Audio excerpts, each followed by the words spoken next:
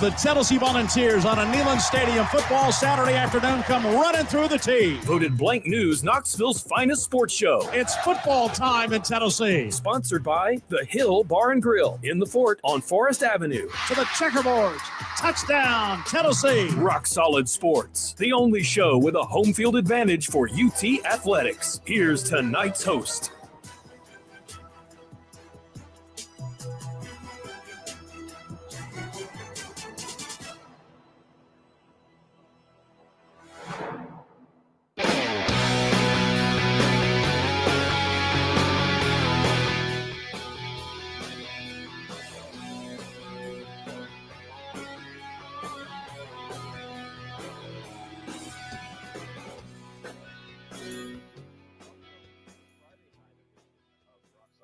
Here on 90.3 The Rock. I'm joined by Alli here at the Hill Bar and Grill. The Rock Solid Sports Friday Night Show is sponsored by the Hill Bar and Grill, located in the Fort Sanders area at the corner of 12th Street and Forest Avenue. The Hill Bar and Grill is a bar, restaurant, and caterer with wings, burgers, tacos, and more, with dining indoors or their extended patio area with curbside pickup available. More info at thehillknox.com or on their social media. Oh, yeah, and we are joined by Chloe back at the studio and Devin here on StreamYard. How are y'all doing out there in the virtual world? I'm doing good. I'm excited to be back on the show, to be back in the U.S., and to be back here, with things to talk about. And not that we didn't have things to talk about on Wednesday, but good thing about sports, there's more news every day. Sports don't sleep, so I'm excited to be here. Yeah, I'm excited to get into all the juicy drama we have going on in the sports world here. Definitely more of a TMZ style show here. I'm excited for it. Yeah, we saw some TMZ video earlier while we were reviewing what we were going to talk about. But before we get into that, we do have a One Knox Friday segment instead of the usual One Knox Wednesday segment, and we have an interview here for you from Coach Mark McKeever. We are joined here with One Knox SC head coach Mark McKeever for not our One Knox Wednesday interview this week. This is going to be playing on Friday. Had to switch things around a little bit for this week, but I'm Chloe Levering. We are joined with Mark McKeever, and we are going to get into this interview for this week on Rock Solid Sports. And we're so glad to have you, Coach. Thank you for having me. Always a pleasure. First of all, this week was 4th of July. Did you celebrate in any way? Yeah, we got the coaching staff got together with the kids, and we did a little bit of a cookout and let the kids play in the creek a little bit. Played some baseball or rounders or some sort of baseball thingy. So yeah. That was good. We had some food and some fireworks. It was all good. Awesome. Glad to hear that. And let's get into the soccer here. Last game, 2-2 draw over with the Richmond Kickers, and that was all the way back on June 24th. So that was the last game there was to talk about. Just how you always say, never satisfied with the draw, but what was it like coming out of that one? Yeah, no, but it was satisfying because we outplayed last year's regular season champions. I think hearing the interview from their coach, he was aggravated by our physicality. But it's strange to listen to somebody saying that we beat them up physically when we outpassed them, we outshot them, we outplayed them. So I think it was null and void to what was happening after the conflict and the contact. Plus, we've got a penalty kick that wasn't a penalty kick. So, it's for me, we played really well. I felt as though we deserved the points because we were better than them. We were better in the physical moments. We were better in the soccer moments. Again, it's a referee decision that goes against us a little bit. I don't think it was a penalty, but it's a matter of opinion at the end of the day, isn't it? Yeah, so that's, going to be almost exactly 2 weeks ago for your guys' next game coming up here. How is that long break? How does that affect you guys? Yeah, no, I think it's good. It was coming at a period where, we were having some injuries coming back. So it allowed us to get those lads over the line, to get them back training fully and functioning again. So we're back to pretty much a full squad and a full selection for, goodness, the first time in a long, long time. So, yeah, I feel as though we're in a good place. obviously with the weekend off, it gave the lads a chance to go. Some of them went to the beach, some of them went to see family. Some of them did some hiking in the Smokies. Everybody got a chance just to switch off from soccer a little bit and the rigorous routine that we have. So I feel as though the coaching staff come back refreshed and the players come back refreshed. And now it's time to roll the sleeves up and get back into action. Yeah, absolutely. You guys are this Saturday back in action, like you said, in Knoxville against North Carolina. This is not your all's first time playing them this season. What are you hoping to see to be successful in this match on Saturday? Yeah, the last outing we played against them, it was probably our weakest performance of the season. And you can't do that against a team like North Carolina who have such talented players, talented individuals.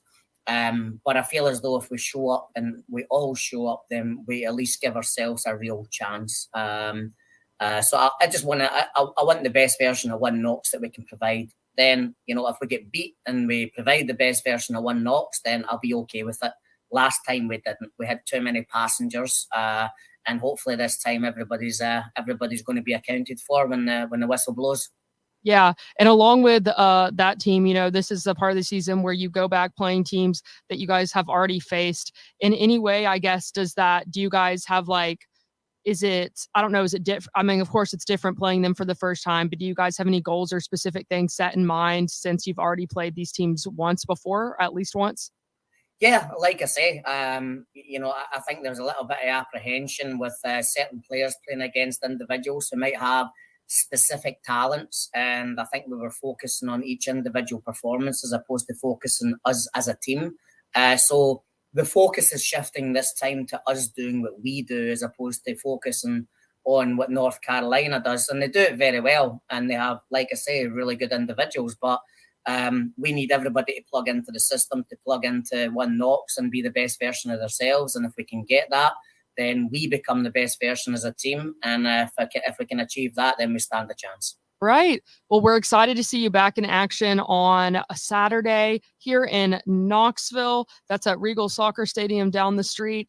And I believe Dom will be heading over to that game. So he will be back in town. And yeah, we'll talk to you again next week, hopefully, and best of luck.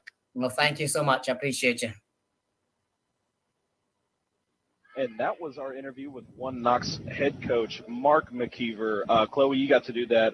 And just like a random question, just on my part, how awesome is it to just get to interview the head coach of the newly prominent soccer club?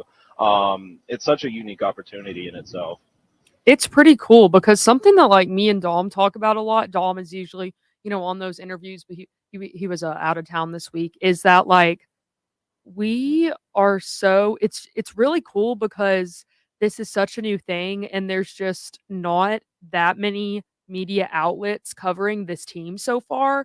So we have such great access to this really cool new team. And also, I know Dom's going to cover the game tomorrow down at Regal Soccer Stadium. And it's just really cool that, they're brand new. They're kind of establishing themselves in Knoxville. And they talk to us, they talk to these kids over here at a college radio station. It's just really awesome. To talk, talking to all the college coaches at press conferences is great, but it's really cool to talk to a professional soccer coach. And I look forward to talking with him every week. He does a great interview and he's great to talk to. I think this is the stupidest thing I could possibly say in regards to One Knox Soccer Club, but every time we mention One Knox, I just think of Ted Lasso and AFC Richmond. That's fair, they're close, I'm talking out of a not so great place, but I guess beyond that point, I guess we need to get into some pro sports. I guess we're going to start with some NBA Summer League. We start tonight with there's a debut tonight for the number 1 overall pick in the 2023 draft, Victor Wembanyama. And of course, we can't say that name without bringing up the recent controversy between his security and we all know, Britney Spears. Devin, I know you messaged about this earlier. I was wondering what you had to say about this situation we've got going on. Well, I will say the good news is for not just the San Antonio Spurs, but the entire NBA, because when they first heard this, I can only imagine they're probably like, oh no, please, please, no. After everything with Ja Morant, after recent stuff with Zion Williamson, they were probably like, oh my, please, no. But the TMZ footage has been released. There's been other footage and other camera angles, and it has shown, well, just to break down the situation.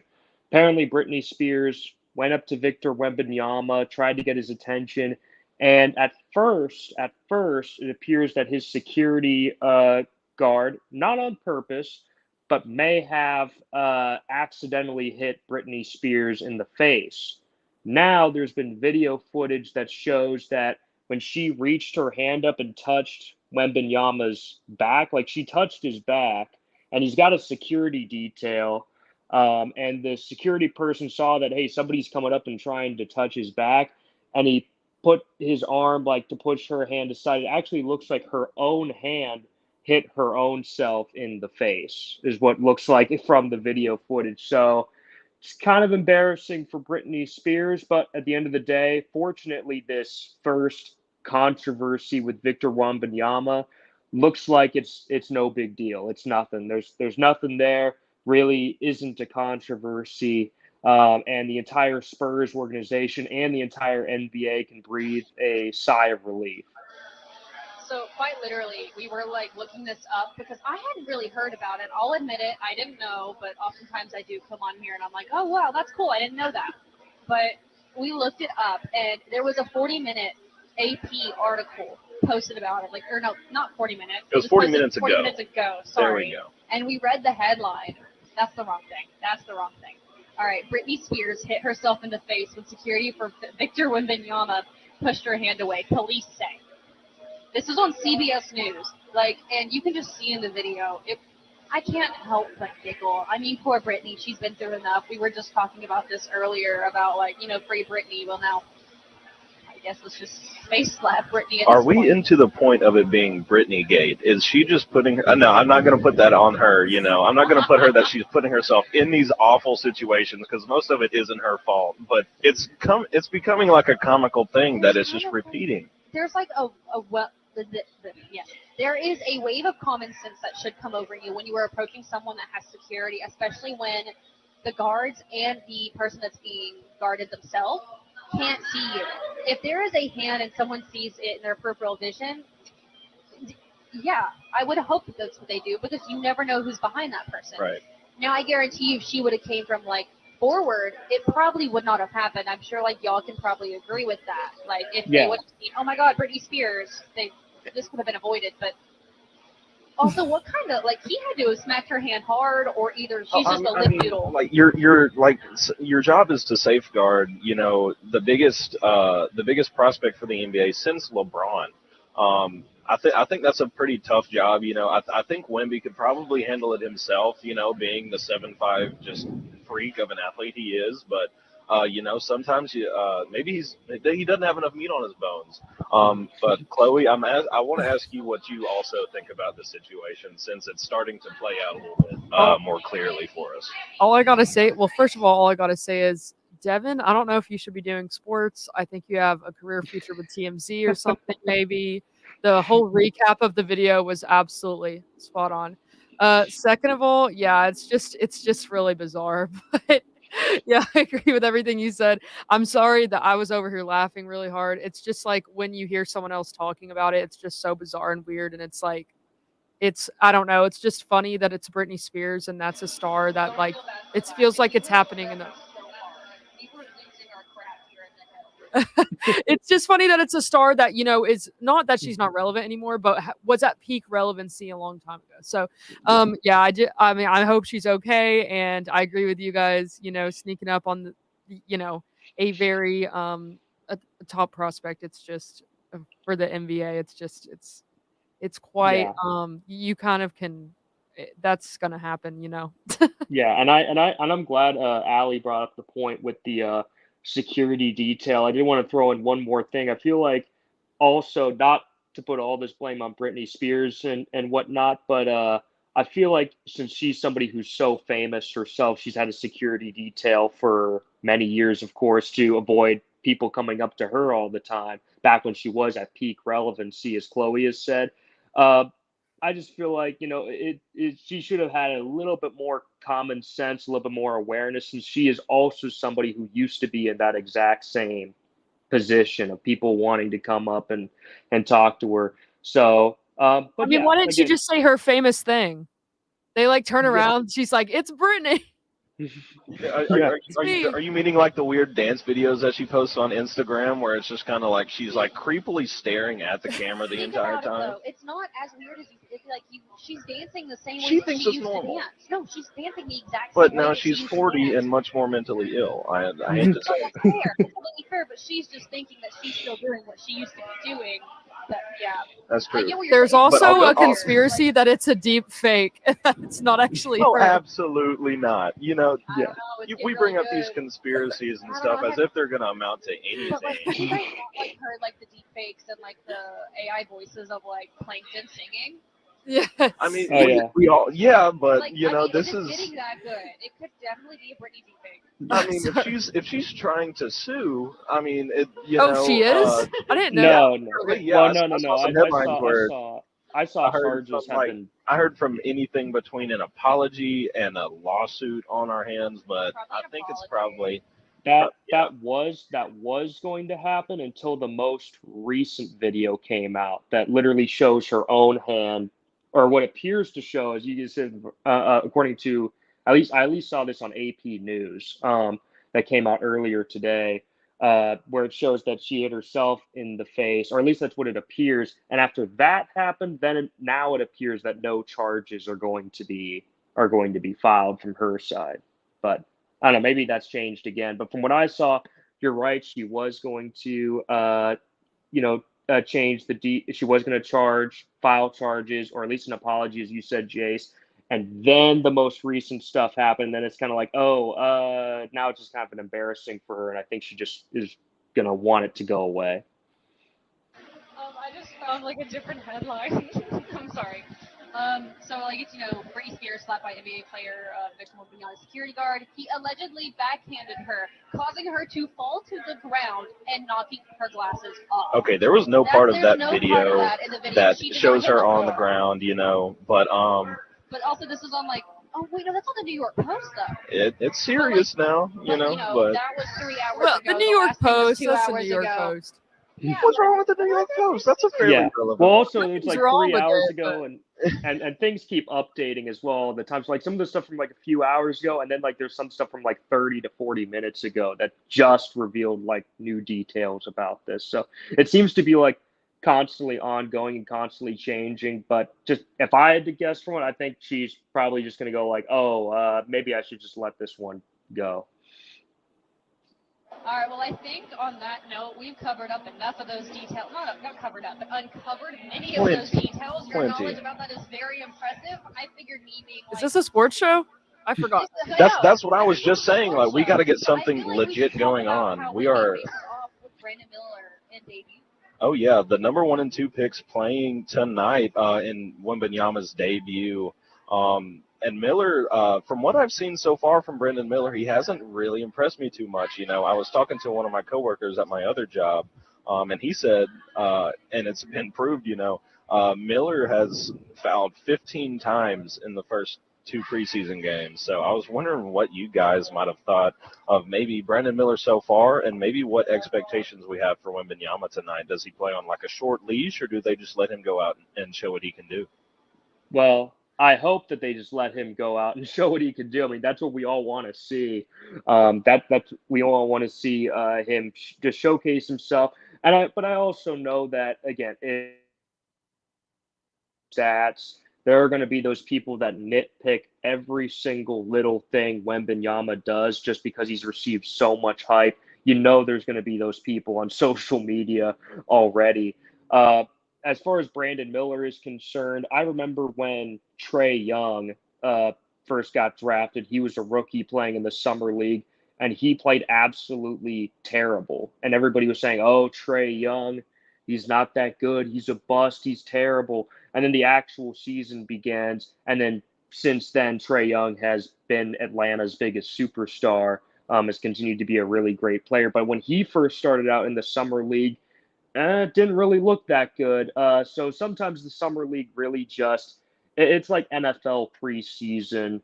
It's like stuff like that. It's really hard to actually tell how good some of these young guys are going to be because they're literally just getting their feet wet in the NBA. And the speed and the size and everything is so different from college and so different from the European leagues as well. It's just not super easy to adjust to it right away. We really won't be able to really see how good any of these guys are until their actual the real NBA season begins. And then even then, it's kind of like, who knows, might have to wait till the end of the season. But in the summer league, just in Brandon Miller's defense, I remember that Trae Young was not very good when he played in the summer league, but then all of a sudden he turned it around. I will say also there is the possibility that Wembanyama could play on Sunday. I was reading this on NBA.com. He could play on Sunday, and I believe the San Antonio Spurs are going to play the Portland Trailblazers. So if that's the case, then it's also possible that Wembanyama could go up against the number 3 overall pick, Scoot Henderson. But we'll just have to wait and see on that as well. Hopefully they play them both times, so we'll be able to see both matchups. Yeah, definitely. Oh yeah, go ahead, Chloe. Go ahead. I was just going to say, I agree with all your points on Brandon Miller. It's been interesting so far, but I guess it's kind of like one of the benefits of summer league. He's adjusting, stuff like that.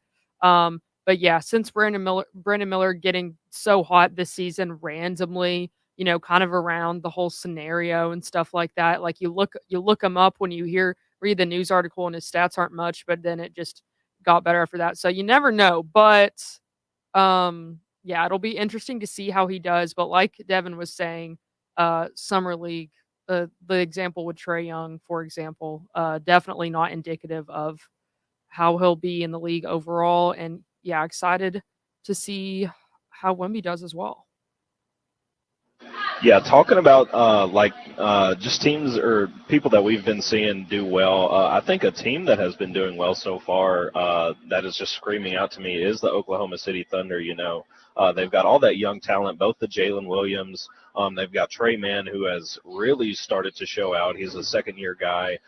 Chet Holmgren coming up now, officially his rookie year since he had to miss all of last year. It's with my Lakers back in like 2018, whenever we first got Lonzo, it's really reminded me of that summer league squad that just ran that tournament, and then that year we missed the playoffs. It just kind of balances itself out, but yin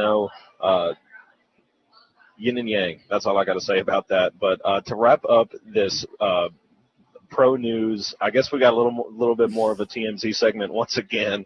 So we kick it over to Devin. No, we're about to kick it over to Devin, and I'm going to send it to Alli first, just because she is resident expert. Oh man, yeah.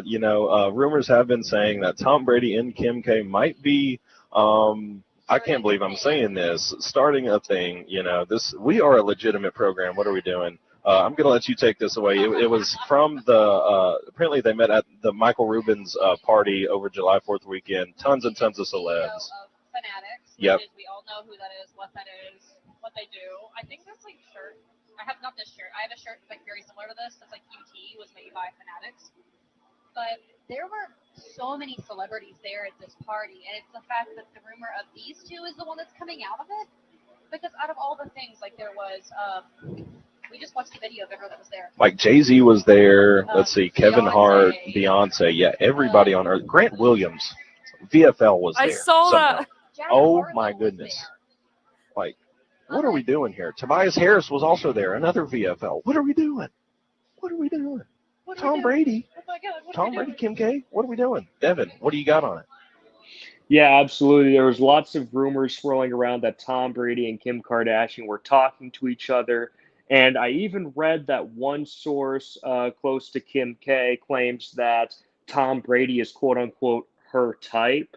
Now, I'm not sure what that's supposed to mean because she's obviously dated guys that are very different Kanye from and Pete each other. Davidson. How do you have a type from that? Yeah, exactly. One, Kanye West, obviously famous rapper and artist, and Pete Davidson is a comedian. And then there's Tom Brady, who's not like either one of them at all. So I don't see how. But supposedly Tom Brady is Kim Kardashian's type, which I just interpret that as just another rich and famous guy. But that's just how I interpret it.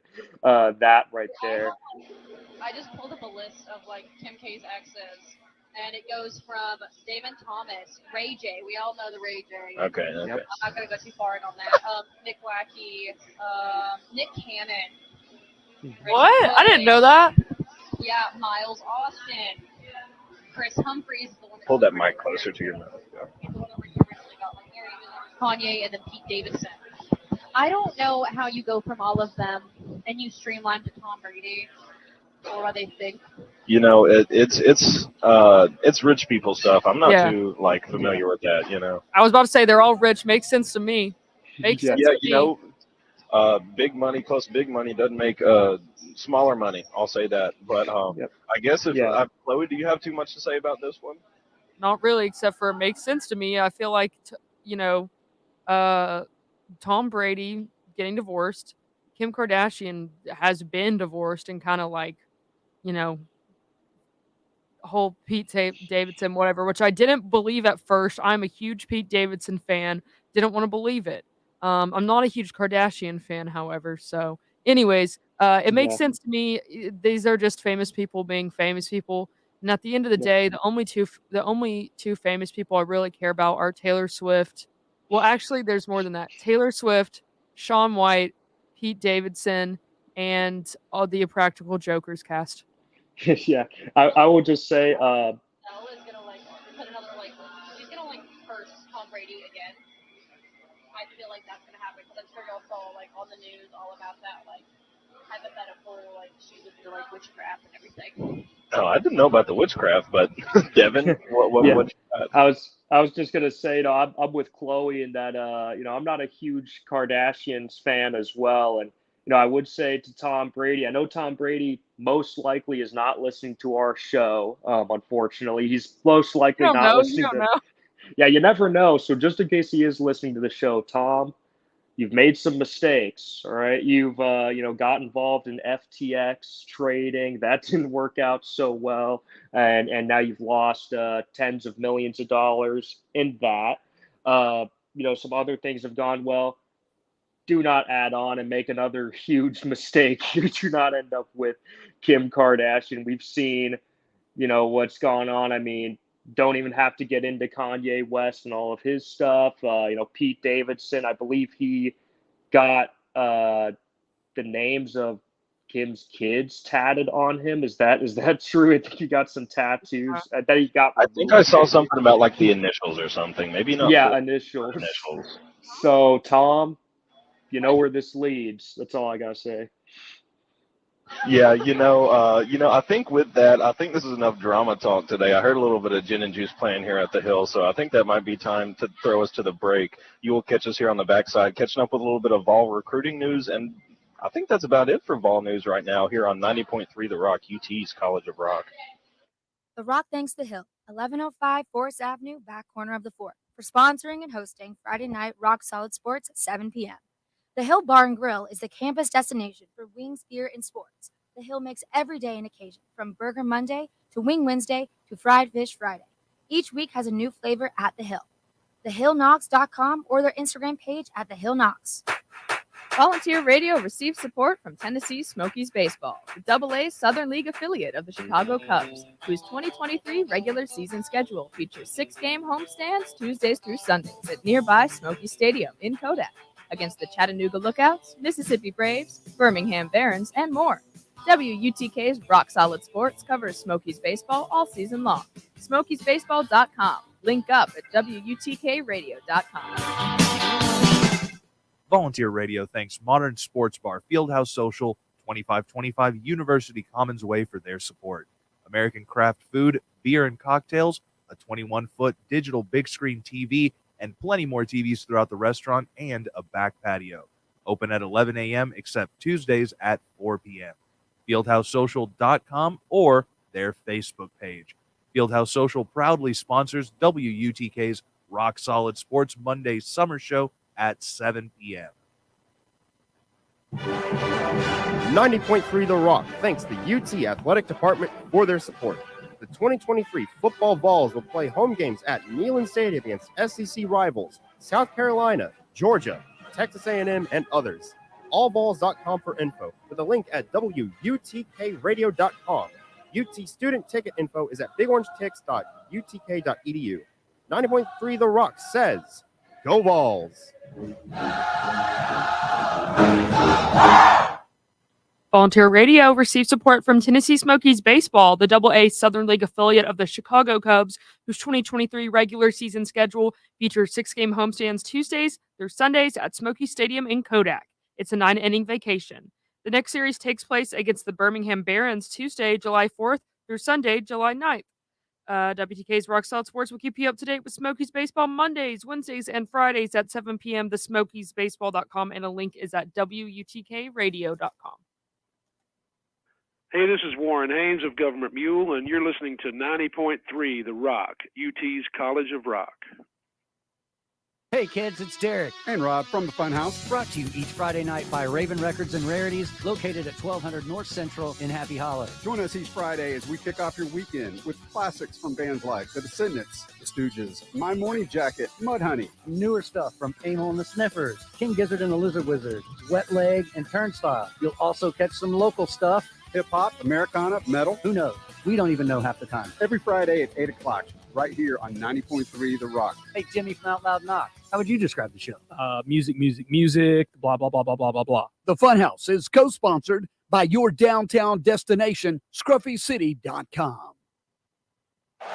The Rock thanks the One Knox Sporting Club soccer team for their support. One Knox plays all of their home matches at Regal Soccer Stadium on campus, and the season runs into October with matches against Memphis, Chattanooga, Lexington, and more USL League One opponents. Tickets, including UT student tickets and game day info, is at oneknoxsc.com. And WTK is proud to be a media partner with One Knox. Rock Solid Sports will be keeping up with One Knox soccer all season long. One Knox SC. We are one.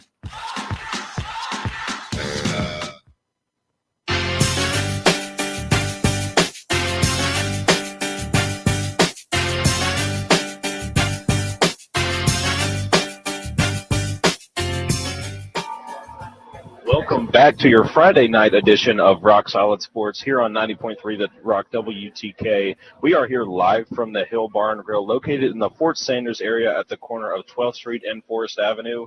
How's it feeling here tonight right now, It's Alli? honestly really good. It's been busier than it has been in the past. Sorry, can you guys hear me better now?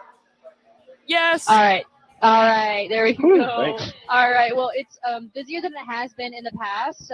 There was a really cute dog in here earlier. There was. Very He let beautiful me pet baby. But yeah, they've been playing some really good music. Earlier they played Eastbound and Down, and that is my jam. And I just had to I sit watched here Smokey and the calmly. Bandit yesterday. Speaking of that, that's Love crazy Smokey how and the that Bandit. works. Best Great. movie ever. Best soundtrack for such an old movie. It's Anyways, Jerry Reed. Jerry Reed's how are awesome. you back in the studio, Chloe? I'm good. I'm just chilling. We had an very exciting first segment. There was a lot to unpack there. Now we're going to get into some Vol news, my favorite, so I'm excited. Thankfully, yeah, we got past the drama stuff, which I'm not too fond of, I guess. But speaking of that, all right, we are going to start with some football news. The recruiting trail does stay hot for the Vols football squad, landing 4-star O-lineman William Satterwhite out of Ohio, an interior O-lineman, commits to UT over Clemson. It seems like Clemson football just can't catch a break from the Vols.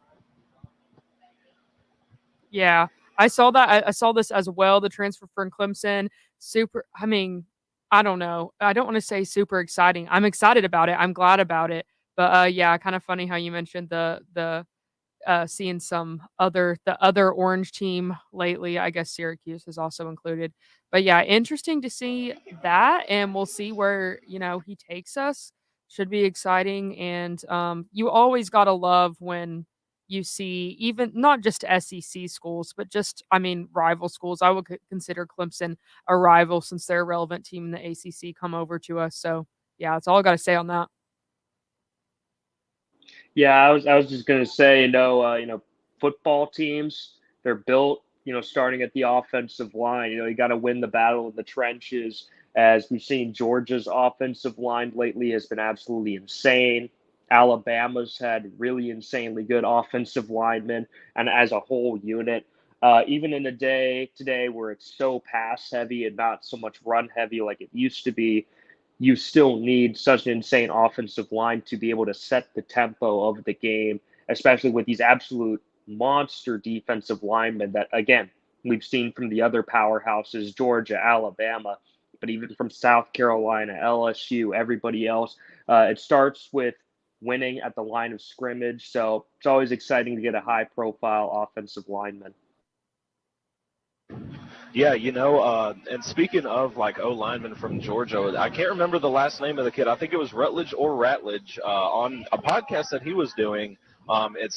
He himself said that Neyland was the best stadium in the SEC. I was wondering what you guys had to say about that. I agree. I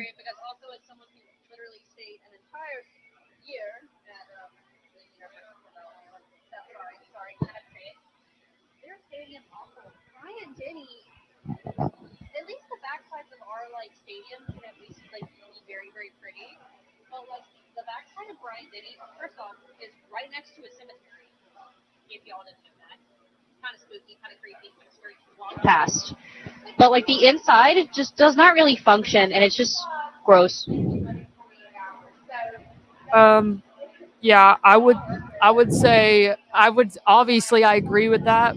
I had my first experience with another SEC stadium only this year when I went to LSU, and granted it was a day game. That stadium was quieter than any day game I've ever been to at Neyland. So that was one of the best days of my life. The LSU going game? Up there and embarrassing. Yeah, absolutely. You go down there. Of course, I had a very bad tire mishap. My tire just decided to explode on itself while on those horrible, horrible roads in that state of Louisiana. But awful roads. It was awful. But besides that, an incredible weekend. I hate to say LSU fans are nice, but I hate to say it, they're so nice. I was actually supposed to fly down there and hang out with some of my friends, and then I had my own little lapse in judgment. But I would have loved to have been at that game. It would have been so fun. I know it was amazing, but also the fact that it was a day game sucked. Yeah, I sat 3 rows from the very, very tip top of that stadium. I had on my checkerboard overalls, of course, because you got to go down there in style. I did not wear a shirt under said overalls. I left with the worst sunburn on my back that I have had in years. But Devin, what do you got on the Georgia O lineman saying that Neyland's just the best? Yeah, it's pretty amazing. I mean, it also reminds me of the fact that I saw some of the Georgia spring game, and you know how we had Neyland Stadium completely packed for the spring game. It was Neyland Stadium was pretty much full. Well, Georgia for their spring game, and keep in mind they've just won the last 2 national championships in a row, and yet, there was a decent amount of people, but I would say the stadium wasn't even half full. It was maybe 40% full for their spring game. And now the actual team itself, they were really out there playing like it was a real football game. But, compared Georgia's spring game atmosphere to Tennessee, Neyland Stadium spring game atmosphere, you could just see even within that, not even the same. So the fact that he said that, he's able to admit that, is absolutely fantastic. We know Neyland Stadium has one of the best atmospheres there is. And also, one other thing I really wanted to say about Tuscaloosa there, because I've only been to 2 other, Nashville, Vanderbilt, so I guess technically 3 other, because I live in Nashville. But Nashville, I've been to Lexington, Kentucky, and I've been to Tuscaloosa, Alabama. And Tuscaloosa, it just I guess I've been to Auburn, Alabama as well.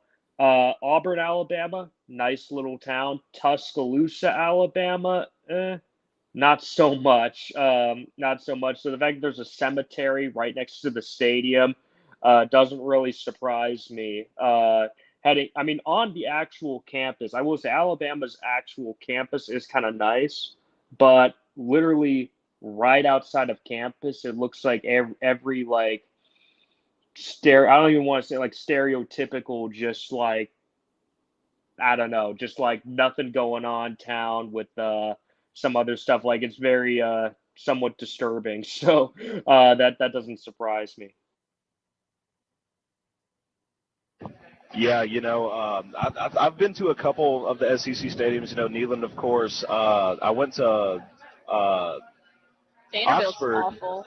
I haven't been to Vandy's, thank the Lord, because I don't think I'd last too long on that campus without causing a scene myself.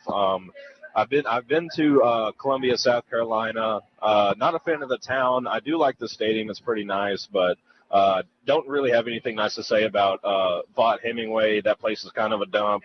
I'll leave it there. But besides that, I guess we're going to move on to some baseball recruiting news. So when it comes to baseball, I don't know too much about it, but one thing I'm excited to talk about is Ryan Galaney, and if he is going to come to us, because he is soon to possibly be drafted. He was really, really good this last season. I know. I think he won his conference player of the year. He hit like 18 home runs. He was like a glue guy. I think he hit like 380 for Wofford last year. So it'll be pretty interesting. I can't remember which one of our players it was. Whenever we played Wofford, and Galaney was on second base. I don't know why. I think it was Griffin Merritt. It was, in fact, I think it was Griffin Merritt or someone else was talking to him, saying like, "Hey, you're the guy out there that's hitting really good. You should come play with us next year."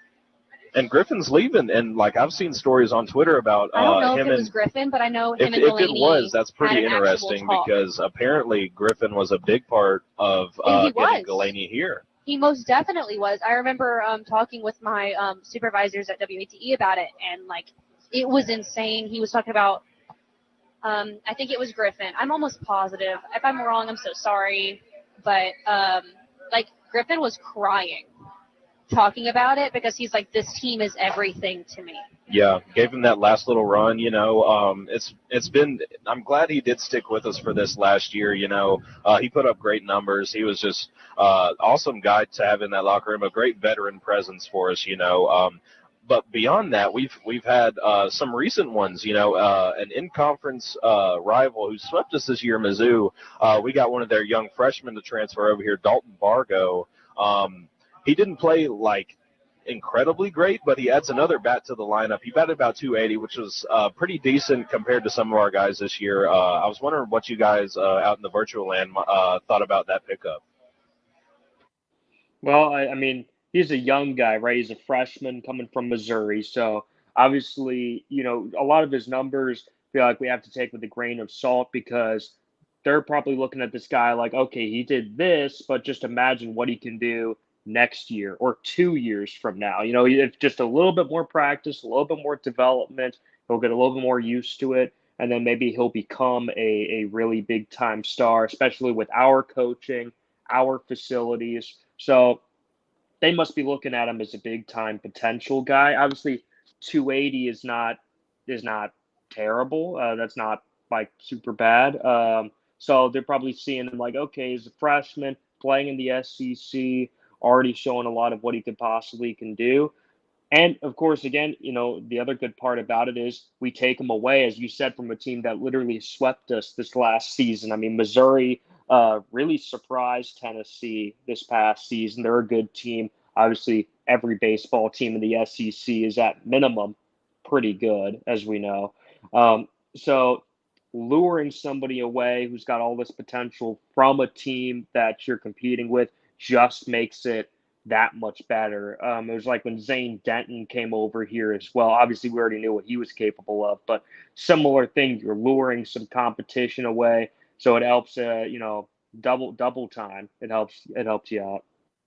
Yeah, absolutely. I agree with the potential thing. Also, I mean, just this transfer class coming in overall is so loaded. Like even, like Devin was saying, this is a fresh, or he just, only 1 year at Missouri. So taking his numbers with a grain of salt, that whole thing. But also it's just like he also said, and Jay said as well, Missouri's a team that swept us. And also, Missouri, like he said, it's another SEC team, another person that we're taking away from an SEC team that swept us. And I mean, I feel like just right now, there is no reason why these guys would not want to be a part of this Tennessee team. This Tennessee team is just looking so attractive because if you think about it, this season, some people may have said not didn't look as good, but that Tennessee in the end still made it to the College World Series. Season before that, Tennessee had one of the best seasons ever in college baseball and didn't make it to the World Series. So it's like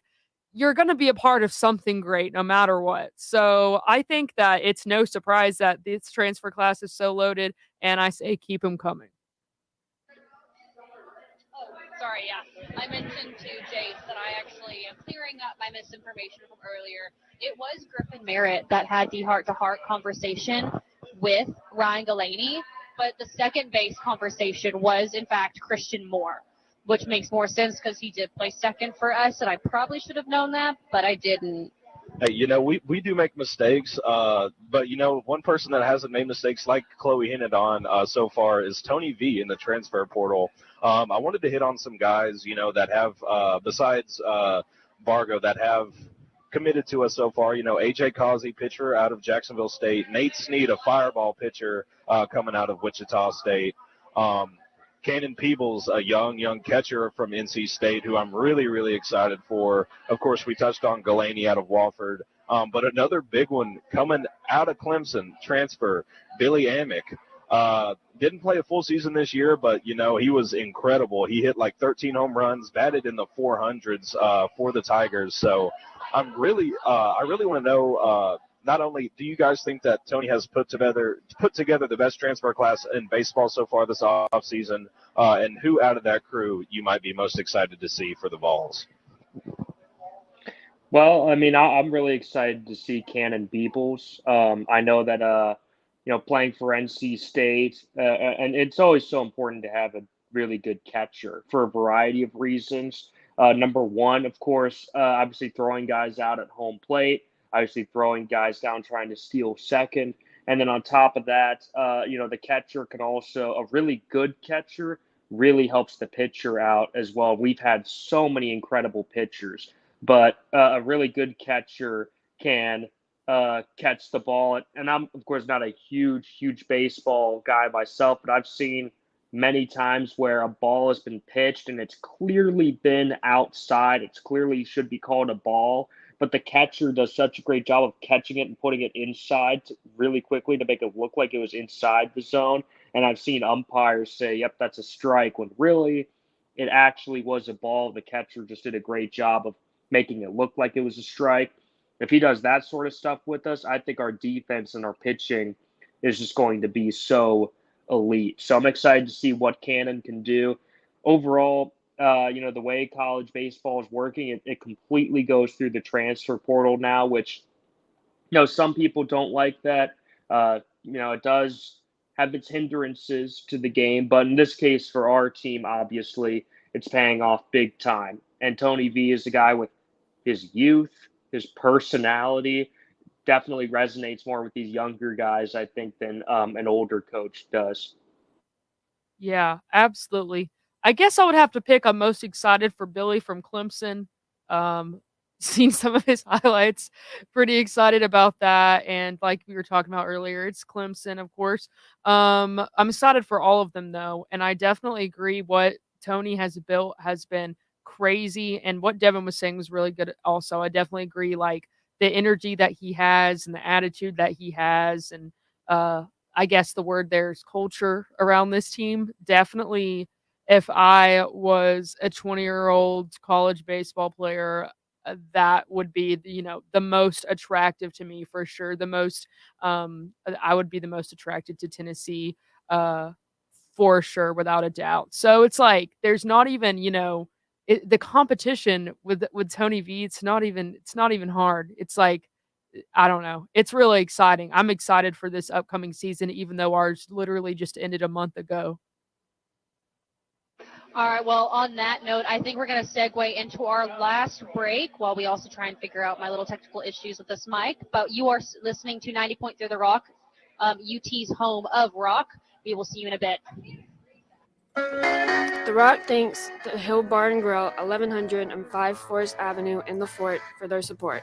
The Hill offers a view of the Sun Sphere and World's Fair Park, as well as Burger Mondays, Taco Tuesdays, Wing Wednesdays, and hosts Rock Solid Sports Friday nights at 7.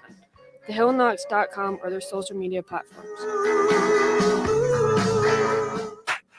Volunteer Radio receives support from Tennessee Smokies Baseball, the AA Southern League affiliate of the Chicago Cubs, whose 2023 regular season schedule features 6-game homestands Tuesdays through Sundays at nearby Smoky Stadium in Kodak against the Chattanooga Lookouts, Mississippi Braves, Birmingham Barons, and more.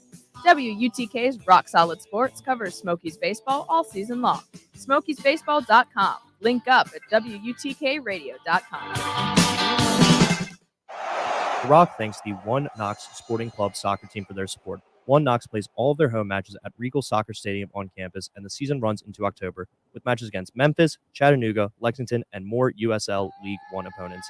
Tickets, including UT student tickets and game day info, is at oneknoxsc.com. And WUTK is proud to be a media partner with One Knox. Rock Solid Sports will be keeping up with One Knox soccer all season long. One Knox SC. We are one. The Rock thanks the One Knox Sporting Club USL League One soccer team for their support. One Knox plays all their home matches at Regal Soccer Stadium on campus, with the next match this Saturday night. That's tomorrow, July 8th, when One Knox battles North Carolina FC at 7:30 p.m. There will also be an essentials drive for the Infinite Warrior Foundation, providing immediate assistance to veterans in need. Food and personal care items such as fruit cups, socks, toothpaste, and more will be taken up at the entrance gate. A list of requested items is on the One Knox Facebook page.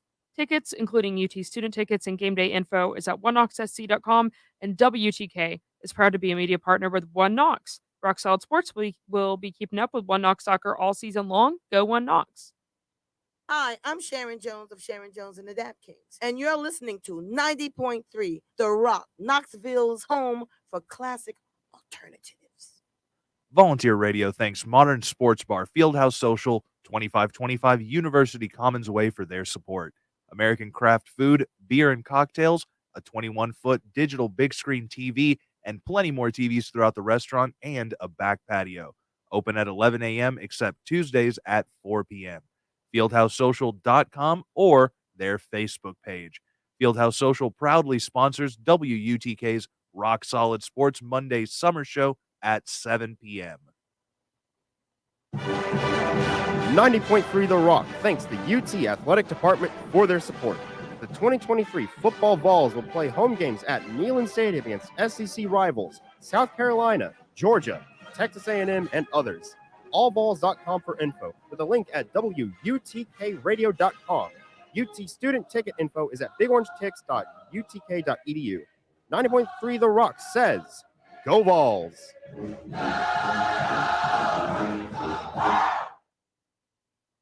Hi, this is Derek and Rob from the Funhouse. It was brought to our attention that our show and the things that we do could be seen as childish and not funny, sophomoric, vapid, stupid, and a complete and utter waste of time.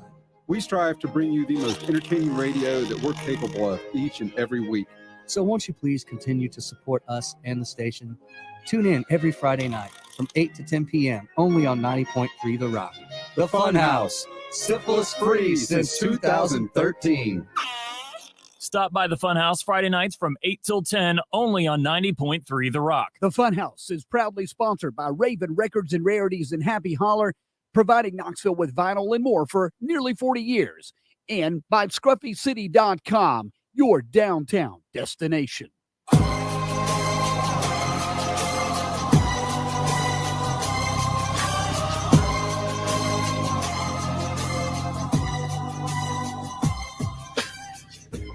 Welcome back to Friday night's edition of Rock Solid Sports. I'm here with Jace at the Hill Bar and Grill, located at the corner of 12th Street and Forest Avenue. How are y'all doing back in the studio right now?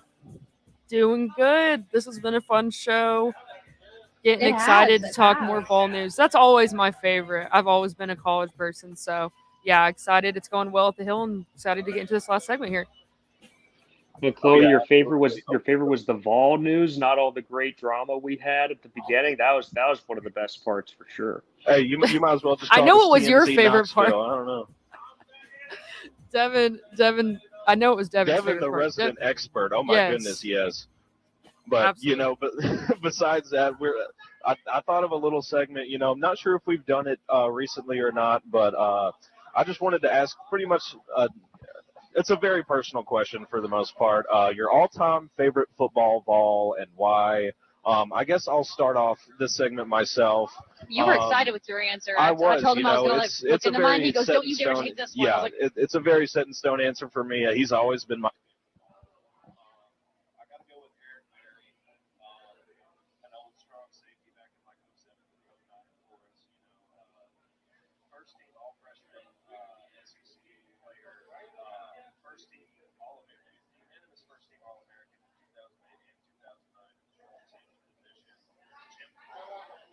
Thousand 2009. I've just always loved Eric Berry. I don't know why.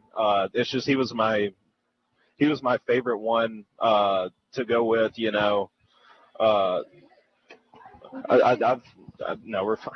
I don't know. He was like the first guy that I could remember like going to campus and like everybody knew his name. And then I got to watch some games back in the day when I was younger, and he was one of the pivotal points of me starting to love football, and why I still love it so much is really turned into my favorite sport so far. So, Allie, have you figured out your favorite ball just yet? Good choice. Good choice. Thank you. More or less. I'm still a little bit confused about the mics right now. I think we good. may You have been both pressing sound the wrong good. button for each other because we have both of ours No, on. but like mine is plugged into the ones on both of them, and I'm using one. I've checked it 4 Yeah, times. but whenever I turned off mine, couldn't you hear We'll figure it out. I want to hear your favorite anyways, ball. I can hear both of you guys right now. I want to hear your favorite ball.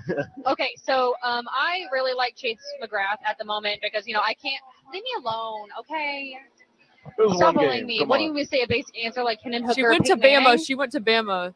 So that should make it even worse, right? no, like she dislikes Bama, right? I do dislike So Bama. that's the reason, right? Yes. Fair enough. That is in fact the reason. Take it away. You're so mean. Anyways, no, I really do like it because that was in fact the nail in the coffin. I mean, part of me wanted to say Peyton Manning because I have 3 of his jerseys back home, number 16 and everything. My mom met him. I loved him, but nothing beats being the kicker to get the final nail in the coffin for Alabama. So. Yeah, that's a good answer for you, of course. Mine is really basic as well, and I'm really sorry, but I feel like I have a good reason behind it. So here goes.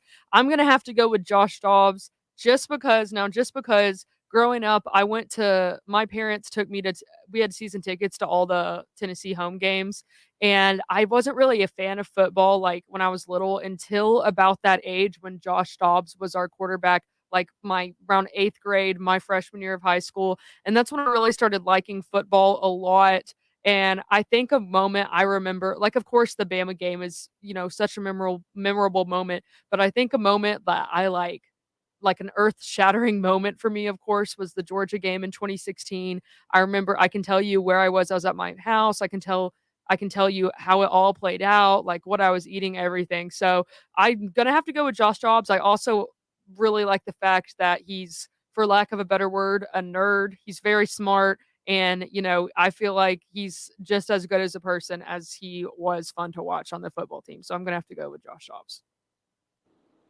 Yeah, I mean, mine, I guess, Chloe somewhat took mine because I was going to say Jawan Jennings for, of course, the catch against Georgia there. And I always thought Jawan was really, really good. And if he did make it to the NFL, then he could play very well. And then sure enough, he's been really good in the NFL. He's been playing for the 49ers for a little bit, and he's continued to show himself as a really good option. But yeah, there's so many great Tennessee balls to pick from. I was also thinking Trey Smith, offensive lineman now on the Kansas City Chiefs, just because I felt sorry for him a lot of his college career because he had to block for, he who shall not be named. And then he gets drafted and gets to block for Patrick freaking Mahomes and wins the Super Bowl. Is just definitely amazing. Underappreciated. Definitely. Yeah, absolutely. And so now he's on this Super Bowl winning team. He's got a great quarterback. So now it's all good time. So I like to see that for Trey Smith because he was so underappreciated during his time at Tennessee because, again, we just weren't winning a whole lot of games, but he was playing pretty fantastic. What was that senior class? Was his no, because Jawan Jennings was the year before Trey Mhm. Smith, right? I believe so. Okay. His was 2020, I believe. That short year, or was it the year after? I can't remember. I think it was the Trey 20. I Smith think it was was 2020, 2020 season. right? Okay, I Or was thought that so, last yeah. year? No, he's been in the league for 2 years now. Okay, for yeah, sure. 2020. And I want to say Jawan was the year before that. Because I remember the year when that senior day, I remember there was not that many familiar faces that were seniors, but I remember Jawan Jennings was the one I was definitely most excited about to see run through the tee for the last time. Yeah, Jawan was, of course, awesome, and I'm glad you brought up Trey Smith, Devin. My father actually sold, or he still does sell sporting goods to his high school, University School of Jackson, and I got to talk to him on several occasions while up here at school and back home in West Tennessee, so that's always fun. But, yeah, just all-around great picks from everybody. I won't say too much about Chase McGrath. You know, I know she was trying not to be basic, but, you know, at some point you could, like Jalen Hyatt, Cedric Tillman, you know. Jalen Hyatt. Hendon Hooker. Yeah, You it's just can't also, hate Jalen. I kind of got put on the spot there. I didn't really read the sheet that far ahead, and I was more or less worried about the mic situation. That is true. But We did have some trouble. Okay, I am going to change my answer, but it will in fact be Peyton Manning just because my mom met him. He actually came to the nursing home when my mom was in the nursing home growing up and That's visited awesome. them. I know, and my mom talks about it. That's why the first ever jersey I ever owned was Peyton Manning's UT jersey. Another cool little fun fact, whenever we got our sod replaced, our grass was originally UT's practice field, and it was put on our field with the paint still on it. Wow. Oh, my that's- gosh. I don't, All right, I don't well, know how you got away with I that, don't but, either. you know. But thank you guys so much for tuning in to Rock Solid Sports Friday Night Show. Please tune in next time. This is 90.3 The Rock, UT's College of Rock.